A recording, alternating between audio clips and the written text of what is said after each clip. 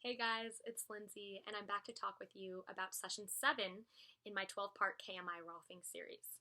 Session 7 is called the Deep Back Line.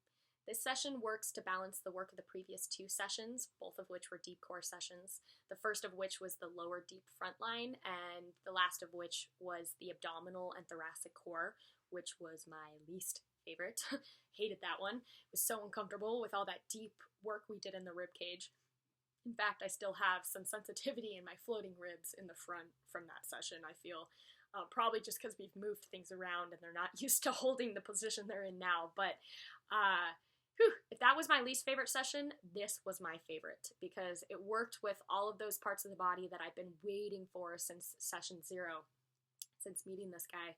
And I really, really liked this session. I can't say there was any discomfort or intensity in it. I really just enjoyed it. It was really, really yummy. It's like a deep tissue massage for me in terms of the sensation. This session works in opening the deep back musculature. It addresses spinal alignment in much greater detail, and it really works at balancing the sacrum and SI joints as well through doing deep work with the deep rotators of the hips, which is where my favorite part comes in. This session also works with piriformis and deep lateral rotators. It works with the pelvic floor muscles. Overall, I really enjoyed this session because it basically aims to free the intrinsic motions of the sacrum, and that's where I'm always trying to work at in my training. So this session spoke to me a lot. It helped ease, it was intended to help ease spinal bends and rotations and really align the back support of the body through the spine. So this session was pretty great. I recognized a couple things that I think will be helpful in my overall training practice. One of which was that I have excellent external rotation. For instance, when I put my feet together and let my knees fall out, my rotation's great. I have a really deep flexibility there. What I don't have is a deep flexibility when I put my feet out and put my knees together in an internal rotation.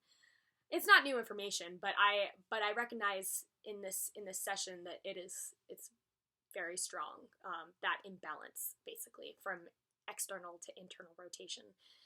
So a lot of the work we did in this session, I'm hoping will free up some movement channels so that I can work on increasing that flexibility and range of motion in those areas that I feel are so stagnant.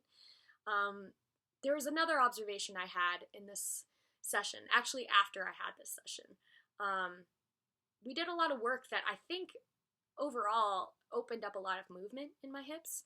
So I went and worked out in the days following this session, and I noticed that when I externally rotated and then lifted my knee in whatever activity I was doing, I felt, not that it's a new thing, but I felt just gears grinding in there, just crap in my hip. I don't know what it is. It's just, maybe it's just tissue that's all like scrunched up.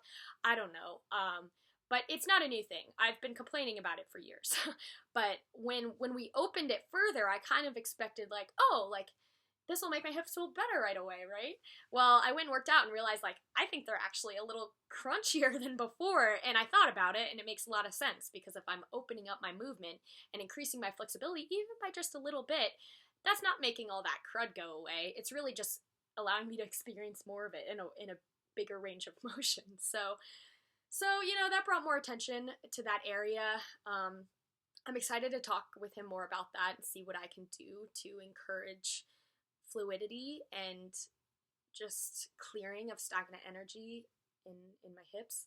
I feel like that's where all the stress in my body goes. I mean, don't get me wrong, I've got other spots too, but that is the paramount spot that really takes over in my body, I believe. And it's not uncommon. I mean, I've been going to yoga for almost 10 years, and yoga teachers have been telling me for years that the hips are the junk drawers of the body. And that's common for a lot of people. And it is no exception for me. So this was a great session. I'm excited to get into the last section of the deep core series, which will be my next one, session 8. That's going to focus on the neck and the head, which cannot wait for that either, because when I was younger, I had 7 years of migraines every day from my diet because people never understood. My doctors never understood the concept of food allergies or even thought to address them. So I suffered for migraines for 7 years, which were predominantly sitting in my upper back and neck area. So I'm really excited for this next deep core session. I'm hoping that it'll help clear some energy that's been sitting there for years, and maybe allow me a little bit more opening in my back shoulders and doing back bends and things like wheels and whatnot. So keep in touch with me if you want to learn more about session 8, the neck and the head. Keep an eye on my YouTube channel, Lindsay K. You can find the link below.